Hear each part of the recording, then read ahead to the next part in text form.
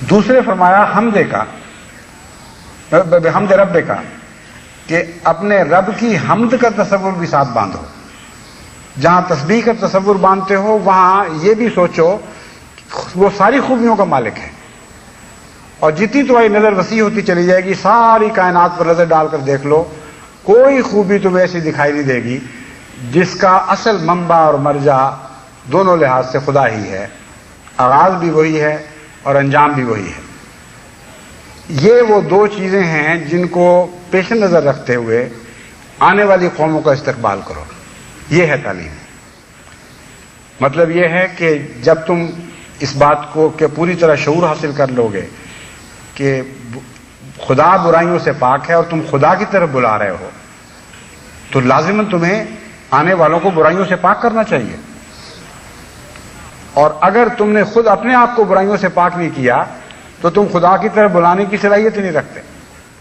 ایک طرف یہ کہتے ہو کہ اے خدا تو ہر برائی سے پاک ہے اور ہم تیرے نام پر تیری طرف دنیا کو بلاتے ہیں، دوسری طرف خود نہ اپنے وجود کو برائیوں سے پاک کر رہے ہو نہ آنے والوں کو برائیوں سے پاک کر رہے ہو، تو تمہارا داعی اللہ بننے کا حق ہی نہیں رہتا. پھر اگر تمہاری حالت وہی رہتی ہے اور تم اپنے اندر مزید خوبیاں پیدا نہیں کرتے اس خیال سے کہ جس سے دوستی باندھی ہے یعنی خدا کی ذات، وہ تو تمام خوبیوں سے مرصع ہے، اس لیے اگر اس کے قریب ہونا ہے تو اس جیسا بننے کی کوشش کرنی چاہیے. اور جب اپنی ذات میں تم یہ شعور بیدار کر لو گے اور باشعور طور پر اس کی کوشش کرو گے تو ہر آنے والے کے لیے بھی تمہیں اسی پہلو سے فکر کرنا ہوگا، غور کرنا ہوگا اور ان کو خوبیاں عطا کرنے کے لیے بھی ضرور کوشش کرنی ہوگی. اس کے بعد فرمایا فسبح بحمد ربک واستغفرہ. ان باتوں کے باوجود تم سے کمزوریاں رہ جائیں گی، کیونکہ یہ جو پریمز ہے یعنی یہ بنیادی دعویٰ کہ خدا کے سوا ہر شخص کمزور ہے اور داغدار ہے اور برائیوں والی ہے، یہ تم پر بھی تو اطلاق پاتا ہے. تمہاری کوئی کوشش بھی غلطیوں سے پاک نہیں ہو سکتی. اس لیے جب تمہاری کوششیں غلطیوں سے پاک نہیں ہو سکتی تو ہو سکتا ہے اس کے بد اثرات آنے والی قوموں پر مترتب ہوں. بس ضروری ہے کہ تم خدا سے دعا اور استغفار کے ذریعے مدد مانگو اور اللہ تعالیٰ سے یہ عرض کرتے رہو کہ اے خدا ہم نے اپنی طرف سے پوری کوشش کر لی لیکن ہم جانتے ہیں کہ ہم کمزور ہیں خود. جب ہم نے اقرار کر لیا کہ تیرے سوا کوئی پاک نہیں تو ہم بھی تو پاک نہیں، اس لیے ہماری کوششوں سے پاکی کسی کو عطا ہو جائے یہ ممکن نہیں ہے جب تک تیری مدد شامل حال نہ ہو. بس استغفار کا مضمون اپنی غلطیوں سے مغفرت یعنی بخشش مانگنا ہی نہیں بلکہ کمزوریوں کو ڈھانپنا ہے، ہماری برائیاں چھپ جائیں اور دوسروں پر اثر انداز نہ ہوں اور ان کو داغدار نہ کریں. یہ وہ طریق ہے جس پر ہمیں مغرب میں زندہ رہنا ہے. اگر ہم نے اس طریق کو اختیار نہ کیا تو دو سمندر جو یہ مل رہے ہیں انہوں نے قانون قدرت کے مطابق جو باتیں میں نے بیان کی ہیں ان پر ضرور عمل پیرا ہونا ہے. اگر آپ سرایت کرنے والے نہ بنیں تو یہ آپ میں سرایت کر جائیں گے. اگر آپ نے ان کے اندر تبدیلی پیدا کرنے کی صلاحیت پیدا نہ کی تو یہ لازماً آپ کو تبدیل کر لیں گے. آج صبح ایک پریس انٹرویو میں مجھ سے یہی سوال کیا گیا تھا. ایک پریس کے نمائندے نے کہا آپ جن قوموں میں آ کے بسے ہیں آپ کو معلوم ہے کہ اس کے کیا نتائج ہیں اور کیا کیا خدشات ہیں؟ کیا آپ اس طرح جماعت کو یہاں رہنے کی تلقین کریں گے کہ وہ اپنے اصولوں کا سودا کر لیں اور ان قوموں میں جذب ہو جائیں؟ اور اگر نہیں تو پھر آپ یہاں کیسے زندہ رہیں گے؟ میں نے مختصراً اس کو یہی جواب دیا کہ ہمارا زندہ رہنے کا فارمولہ یہ ہے کہ ہم نے ہرگز اصولوں پر سودا نہیں کرنا، تمہاری خوبیاں اپنانے کی کوشش کرنی ہے اور اپنی خوبیاں تمہیں دینی ہے تاکہ ہم دونوں کے لیے آپس میں ملنے کا ایک مقام پیدا ہو جائے جہاں ایک دوسرے کے ساتھ مفاہمت کے ساتھ ہم اکٹھے ہو سکیں. بس ضروری نہیں ہوا کرتا کہ اصولوں کے سودے کے ذریعے ایک قوم دوسرے میں جذب ہو، بلکہ اعلیٰ اصولوں کی حفاظت کرتے ہوئے بھی ایک ایسا فارمولہ طے کیا جا سکتا ہے، ایسا افہام تفہیم کا ایک باہمی معاملہ طے کیا جا سکتا ہے کہ جس کے ذریعے ہم دونوں اکٹھے بھی ہوں اور بعض پہلوؤں سے جدا جدا بھی ہوں. بس وہ اس کا سوال اتفاقی تھا. اس سے پہلے میرے ذہن میں یہی مضمون تھا جو میں آپ کے سامنے بیان کیا ہے. میں آپ کو اب سمجھانا چاہتا ہوں کہ بہت ہی بنیادی اور اہم بات ہے. آپ نئی صدی میں داخل ہوئے ہیں. بہت سے ایسے نئے گھرانے یہاں آ کے آباد ہوئے ہیں جن کا پس منظر مشرقی ہے، اور مشرقی پس منظر لازماً اسلامی نہیں ہے، یہ بھی یاد رکھیے.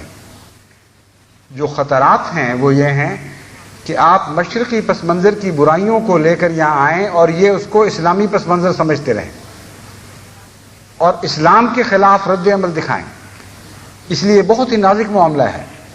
اور پھر یہ بھی خطرہ ہے کہ اس مشرقی پس منظر کے ادنا ہوں کی بعض روایات ادنا ہوں اور زندہ رہنے کی صلاحیت نہ رکھتی ہوں، اور خود آپ اس بارے میں ابہام کا شکار ہو چکے ہیں. آپ کو یہ نہ پتا ہو کہ یہ اسلام نہیں ہے بلکہ بعض مشرقی قدریں ہیں، اور ان کی مقابلتاً اعلیٰ قدروں سے آپ شکست کھا کر ایک احساس کمتری میں مبتلا ہو جائیں. یہ بھی ایک بڑا حقیقی خطرہ ہے. اس لیے بہت ہی اہم بات یہ ہے کہ اسلام کو الگ رکھیں، مشرقی روایات اور مشرقی قدروں کو الگ رکھیں، اسلام کے اخلاق سے مزین ہوں، کیونکہ ان میں عالمی ہونے کی صلاحیت موجود ہے. اپنے میل جول، اپنے طریقہ کار میں لطافت پیدا کریں، ایسی لطافت جو دوسروں پر لازماً اثر انداز ہو جائے. اس میں پینیٹریشن کی طاقت ہے، اور پینیٹریشن کے ذریعے پھر آپ ان کو اپنی طرف مائل کر سکتے ہیں. اور جب آپ مائل کرتے ہیں تو پھر ان کی اصلاح کی کوشش شروع کر دیں، ان کو اسلام کی اعلیٰ قدریں سکھانی شروع کر دیں، اور کوشش کریں کہ ان کے بدیوں سے متاثر نہ ہوں. لیکن بدیوں سے اگر آپ نے متاثر نہیں ہونا تو لازم ہے کہ ان کی خوبیوں کا بھی اعتراف کریں، ورنہ آپ کو یہ لوگ متعصب اور جاہل اور اندھے سمجھیں گے. بہت سی باتوں میں، جیسا کہ قرآن کریم نے متوجہ فرمایا ہے، کھاری پانی کے سمندر میں بھی فائدے کی چیزیں ہیں. یہاں بھی مچھلیاں ہیں، یہاں بھی خوراک کے اعلیٰ سے اعلیٰ سامان موجود ہیں، یہاں بھی موتی ہیں. مثلا سچائی کا جہاں تک تعلق ہے، اس میں کوئی بھی شک نہیں کہ آج اکثر مسلمان ممالک کی نسبت روزمرہ کی زندگی میں عیسائی ممالک میں زیادہ سچائی دکھائی دے رہی ہے. یہ اعتراف کتنا کڑوا کیوں نہ محسوس ہو سکتا ہے کوئی مسلمان سن کر اتنا مغلوب الغضب ہو جائے کہ وہ کہے جس شخص نے یہ کہا ہے اس کو قتل کر دینا چاہیے، بڑی سخت اسلام کی حد تک کی ہے. مگر اسلام کی حد تک سچائی کی حد تک سے ہوا کرتی ہے. اسلام کی حد تک جھوٹ کی عزت افزائی سے نہیں ہو سکتی، نہ جھوٹ کی عزت افزائی سے ہو سکتی ہے. اسلام کی حد تک سچائی کی حد تک سے اور جھوٹ کی عزت افزائی سے ہوتی ہے. بس یہ ایک حقیقت ہے، اسے ہر احمدی کو تسلیم کرنے کے لیے اپنے آپ کو آمادہ کرنا چاہیے، اس کی جرأت پیدا کرنی چاہیے، حوصلہ پیدا کرنا چاہیے. لیکن اس کے ساتھ ہی اس احساس سے غافل نہیں ہونا چاہیے کہ تمام سچائیوں کا سرچشمہ اسلام ہے. مسلمان اسلام نہیں ہے. آج کا مسلمان یقیناً اسلام نہیں ہے. اگر کوئی اسلام تھا تو حضرت محمد مصطفیٰ صلی اللہ علیہ وآلہ وسلم تھے. یعنی زندگی کی شکل میں، انسانی صورت میں اگر کوئی اسلام کا مجسمہ تھا تو حضرت محمد مصطفیٰ صلی اللہ علیہ وآلہ وسلم تھے، یا وہ صحابہ تھے جن کو آپ نے پیدا فرمایا. پس اسلام اگر کبھی شخصیتوں میں ڈھل سکتا ہے تو اس وقت ڈھلا تھا جو حضرت اقدس محمد مصطفیٰ صلی اللہ علیہ وآلہ وسلم کا زمانہ تھا اور قرون اول کا زمانہ تھا. یعنی پہلی صدیوں کا زمانہ تھا جس میں ابھی اسلام کی سچائی مسلمانوں کے وجود کا حصہ بنی ہوئی تھی. اب صورتحال بدل چکی ہے، اس لیے اسلام پر حرف نہیں ہے بلکہ ان بدنصیبوں پر حرف ہے جنہوں نے اسلام کو سچائی کے طور پر قبول کرتے ہوئے بھی جھوٹ کے ساتھ رابطے بڑھا لیے. تو صرف ایک نہیں، اور بھی بہت سی خوبیاں ہیں ان ملکوں میں. روزمرہ کی زندگی میں افائے وعدہ یہاں بہت زیادہ پایا جاتا ہے. روزمرہ کی زندگی میں حسن ظن یہاں پایا جاتا ہے. بے وجہ تجسس نہیں پایا جاتا، بے وجہ بدظنیاں نہیں پائی جاتی، بے وجہ چھوٹی چھوٹی باتوں کو بڑھا کر لڑائی جھگڑے کرنا یہاں عموماً مفقود ہے. بعض علاقوں میں بعض صورتوں میں پایا جاتا ہے.